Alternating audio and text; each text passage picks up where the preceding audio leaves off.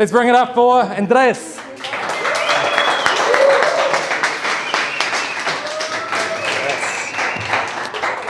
Everybody, take it away. All right. Good evening, ladies and gentlemen. First question. Who here has ever said in their life, I hate sales? Raise your hand. Nice and honest. Okay. Excellent. And we're here to talk about that because I totally understand that feeling, hating sales. Why? Why do we hate sales? Give me one volunteer. Why? Why? It's complicated. I think in my case, it's because I'm too focused on what the other person is thinking of me, and if I'm going to mess up. Too focused on what the other person is thinking of you and what you're going to mess up. Can I get one more volunteer? Sir, in the front. A sales opportunity that's out of alignment. If the sales opportunity is out of alignment.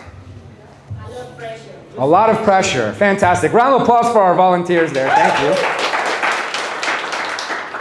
What I have found for myself in my own career, and I'll share a little bit about myself, but this presentation is about how to connect sales with spirituality. Sales with your spiritual practice. And that's what really allows you to break through that fear to make that call. Now, who here would agree that they probably should have made more calls last week towards their business? Raise your hand if you could say, I should have called more last week, right? And it's about breaking through that. And if we really create an incentive for ourselves to make that additional dial, that's where we really start to see changes in our business. So I'm going to try to talk about this crazy deep topic in 5 minutes, but getting to the next level, connecting sales and spirituality. In 5 minutes, what? So this is me, guys. I've been speaking on stage about the topic of sales and communication for about 15 years. I've ran over 350 conferences in my career.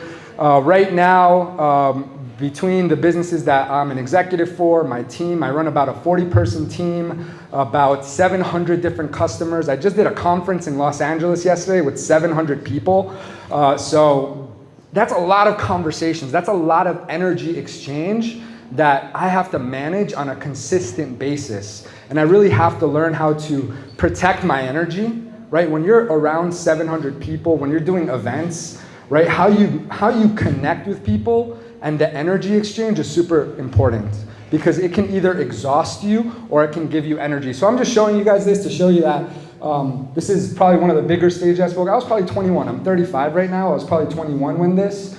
I had a deaf sales team at the time. And the reason I show you guys this is just to explain to you that speaking on stage has been a huge passion of mine and sales has become a huge passion of mine.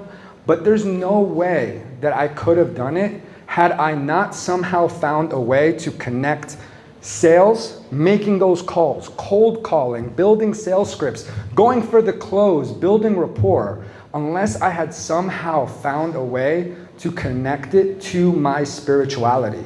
I wouldn't have been able to grow it into a passion, right? I wouldn't have been able to build my teams because what would have happened is I would have been really redundant. So can I challenge you guys? Is that okay? Yes. I challenge you guys that for the rest of the night, stop asking people, what do you do?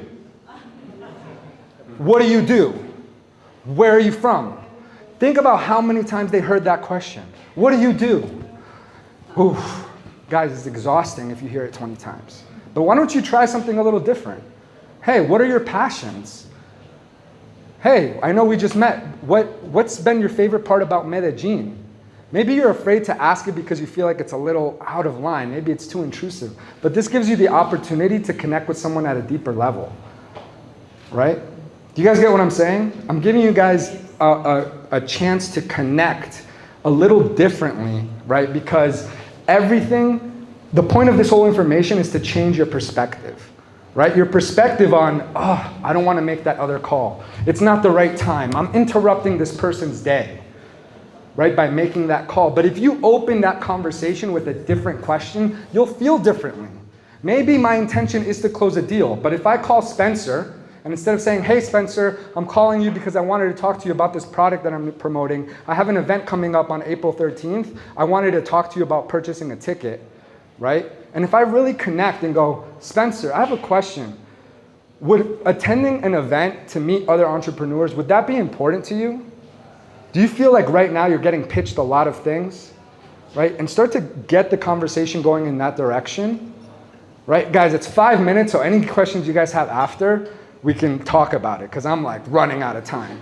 But if you can open the conversation a little differently, right, and change the perspective of this call of like, oh, I'm cold calling to try to sell someone something, to I'm calling because I want to see how I can gain new perspective around this person and if there's a possibility for us to connect at a deeper level, right? So, oh, my time just went up. So, tip number 1, etymology.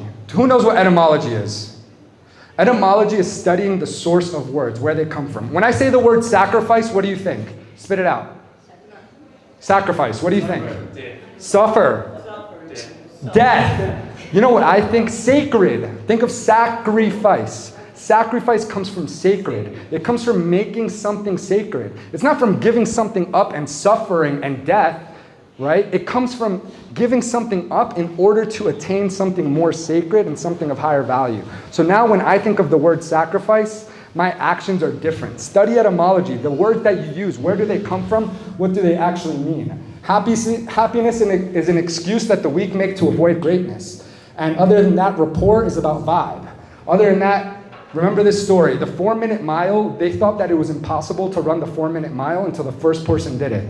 After the first person ran a 4-minute mile, thousands of people ran a 4-minute mile after that.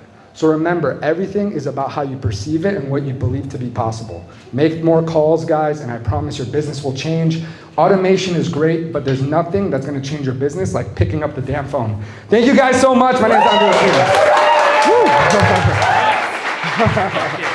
So good. Love it. Yeah. So do you want to get do your action shot? Action shot. Like that. Like that. Like that. 1, 2. Nice. Hey, we'll grab this one. Guys, round of applause for Daniel, everybody. Thank you so much. That was epic. Didn't he just wrap this whole, like my whole idea of this event, you just summarized in that 5 minutes or 5 minutes 30. I think that's what it's all about. It's about connecting on another level rather than pitching what it is that we're doing, coming together as humans and creating that value. Thank you so much. Can we give it up for Andreas? That's so good.